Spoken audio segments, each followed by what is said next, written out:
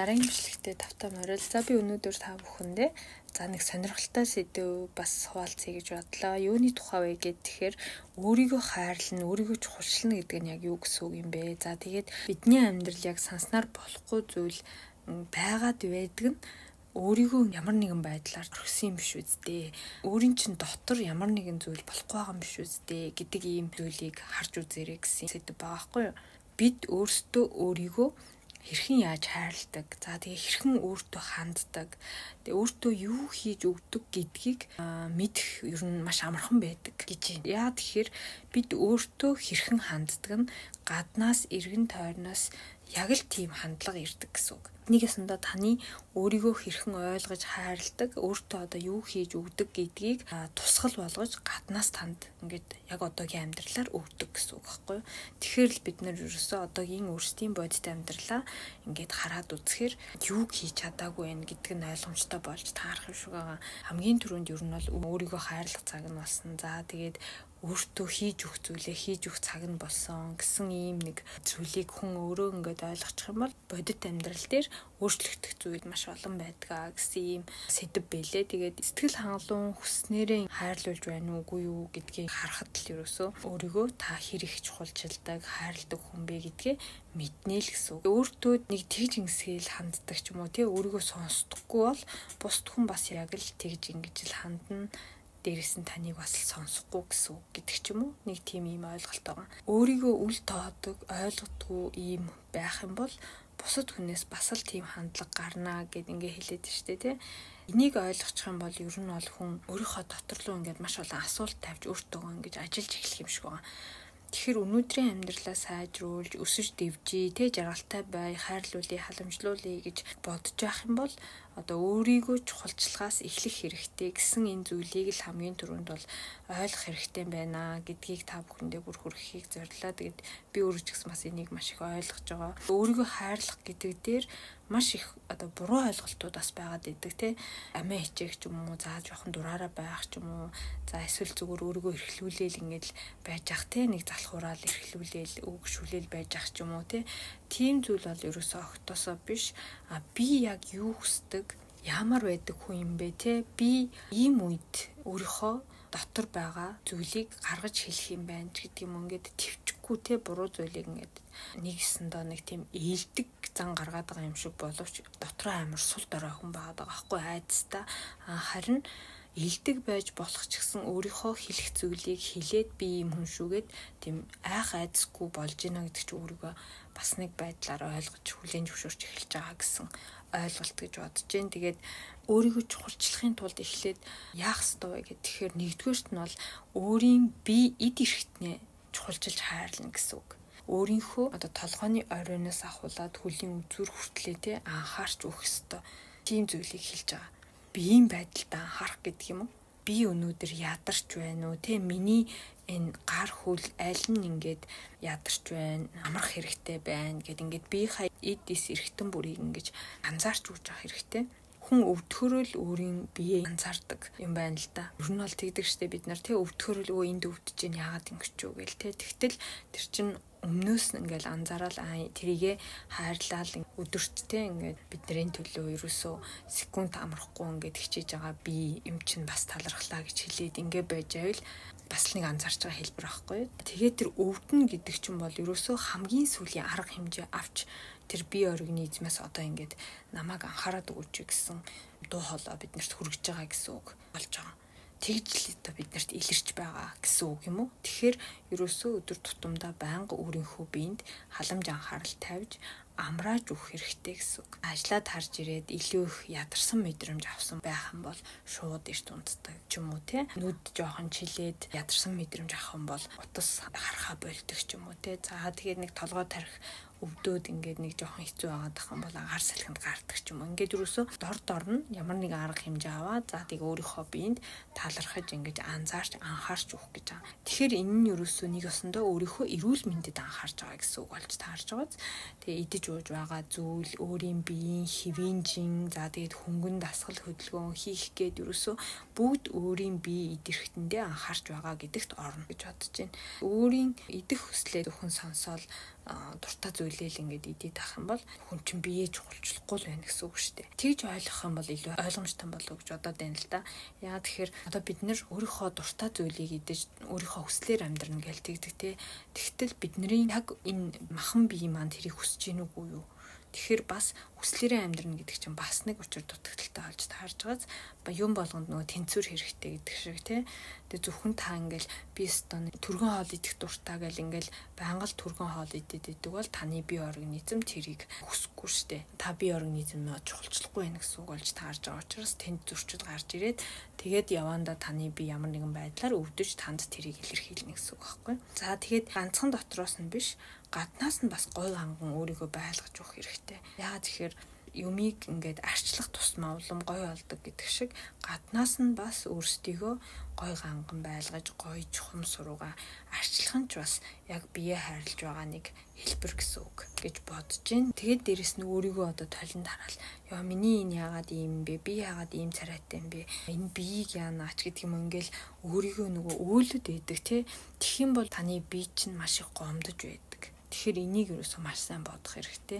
Бидний төлөө түрүүн бас хэлсэн те 1 секунд ч амрахгүй ингээл хөдөлж ажиллаж өгч байгаа энэ бие тэгтэл бид нар өөрт нь нэг ганц гоё үг хэлж чадахгүй дандаа гомдолдог ч юм уу. Тэгэхээр юусоо бие организм чинь өөрийгөө хайрлуулж яах гэсэн мэдрэмж авахгүй нь шүү дээ.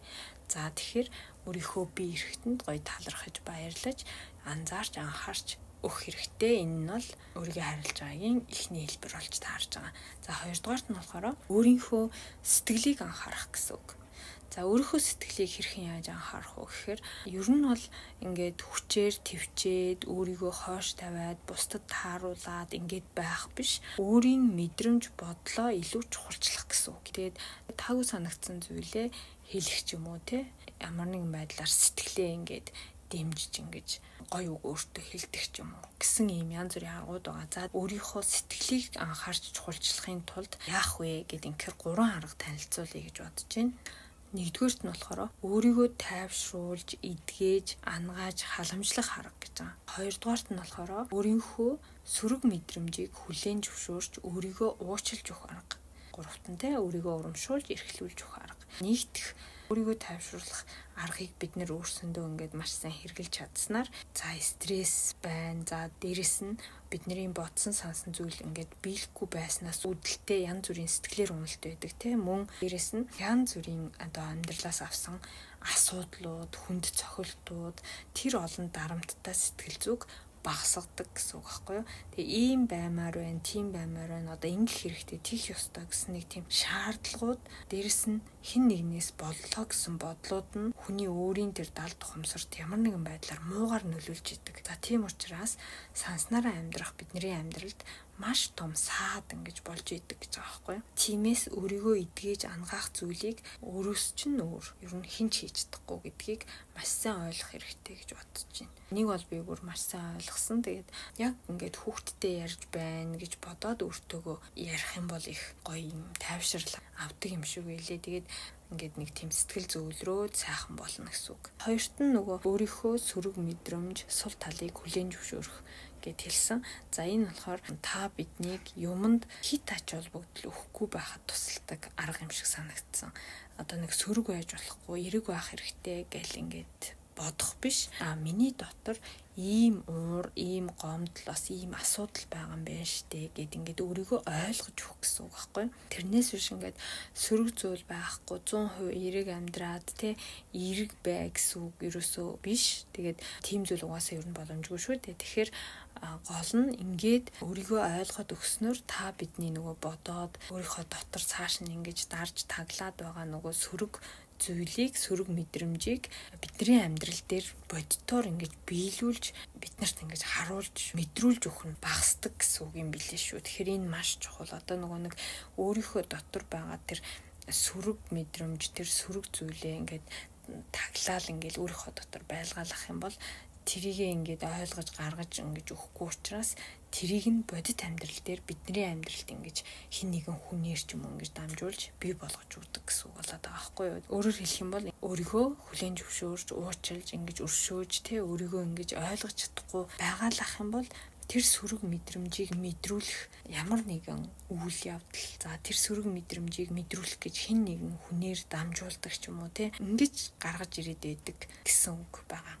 Тэгэхээр бид нар өөрсдийнхөө бидний амьдралд өнөөдөр энд нэг гонигтай зүйл боллоо, энд нэг хүн намайг инглээ гэд ингээд бодж ивэл тэрнтэй холбоотой сөрөг зүйлийг өөрсдийнхөө дотор ингээд дараад байгаад байгаа гэсэн үг. Тэгэхээр өөрийнхөө тэр сөрөг сэтгэл хөдлөл, мэдрэмж, сөрөг зүйлээ хүлээн зөвшөөрч өөрийгөө уучлснаар бидний амьдралд янз бүрийн асуудал гарч ирэх нь эрс багаснаа гэсэн юм ойлголт байгаа болохоор маш чухал гоё арга санагдаад байгаа. Тэгээд та бүхэн манаас өөрийнхөө дотор байгаа тэр сөрөг зүйлийг заавал олж мэдээд ингээд гаргаж ойлгож хүлээн зөвшөөрч уучлж өгөөрэй. Тэгээд цаасан дээр бичсэн ч болно. Надад ийм гомдол байгаа юм байна те. Хөө бас ийм ааш байдаг юм байна штэ ч гэдэг юм уу. За тэгээд уурлахтаа би ч ямар муухай ашгардаг юм бэ ч гэдэг юм уу те. За нэг бусдад бас жоохон атараад байдаг юм уу дааж гэдэг юм уу. Ер нь бол яг хөө ингээл ямар ч тийм сөрөг зүйл ээж магадгүй шүү дээ.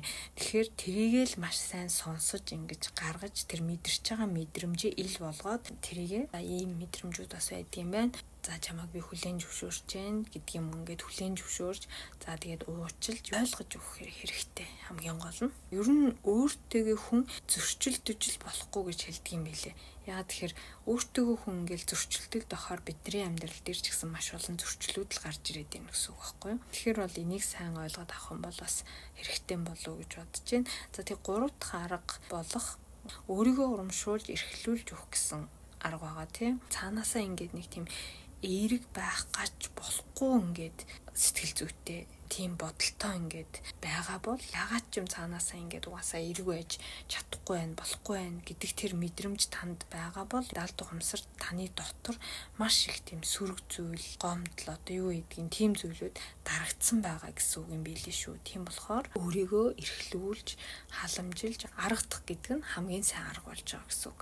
Тэгээ угаасаа нөгөө гомдсон ууралсан үнийг бид нар яадаг лээ гоё юм өгөөл те эсвэл гоё үг хэлээл ингээл аргаддаг үстэй хайртай үнээрээ те аав ээжээрээ ингээл бид нар чинь аргадуулахаар ямар байдаг вэ сэтгэл тайвшраад ингээд нэг тийм гоё болдог доо.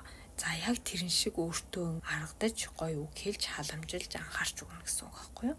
Тийм зүйлийг өөртөө хийж өгч бид нар сурсан цагт бас бидний дотор ямар нэгэн зөрчилдөөн байхгүй болно. За тэгээд сөрөг зүйл маань багасна дагаад биднэрт тохиолдож байгаа цаашдын амьдрал бас гоё болно гэсэн юм холбоотой байгаа. Бид нар чинь ингээл бусдад болохоор ингээ сайн дураараа уурж гомдоол яваад идэг те. Тэгсэн мөртлөө өөрийгөө аргадаж халамжилж ингэж ангааж чаддгууд одоо гол учир байгаа байхгүй юу? Тэгэхээр энэ нь ерөөсөө хүний өөрийн хамгийн том асуудал юм шиг санагдсан.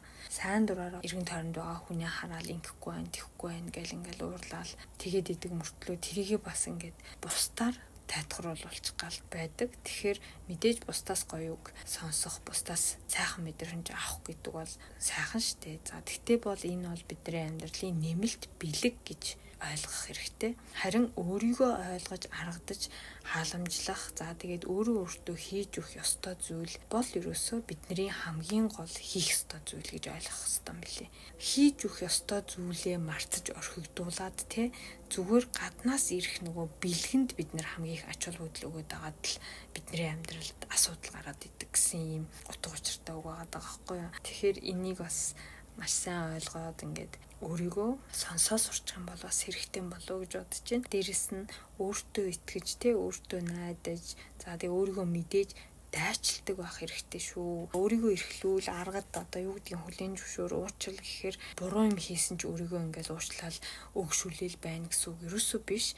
Дээрэс нь ингээл залхуураал те хөвтөж явах юм байна ч гэдэг юм уу те өөрийгөө хайрлаж яана гэдээ ингээд дураараа байна гэдэг ч юм уу ерөөсөө тийм үг бишээ гэдгийг маш сайн ойлгож байгаа гэж бодож байна. Зивэн но ацкай ката танин но ацкай ката ишшо дэс гэж хэлж байгаа байхгүй юу. Тэгэхээр энэ болохоор юу гэж байгаа гэхээр та өөртөө хэрхэн ингэж ханддаг хүн бэ гэдгээс эргэн тойронд байгаа хүмүүс бас яг танд тэгж ханддаг болно гэсэн ийм үг байгаа. Тийм болохоор та бидний одоо яг өнөөдрийн бодит амьдралаа ингээд хараад үзэх юм бол өөртөө хэрхэн ханддаг, өөрийгөө хэрхэн хайрладаг, өөртөө юу хийж өгдөг гэсэн тэр хандлага бодит амьдрал дээр бусдаас авч байгаа гэдгийг л маш сайн ойлгоод өөрийгөө яг гоё зөв хайрлаж өгөөрэй гэж хэлмээр байна. Тэгээд дээрэс нь өөртөө нэг хитэн асуулт тавиад үзээрэй гэж хэлмээр байна.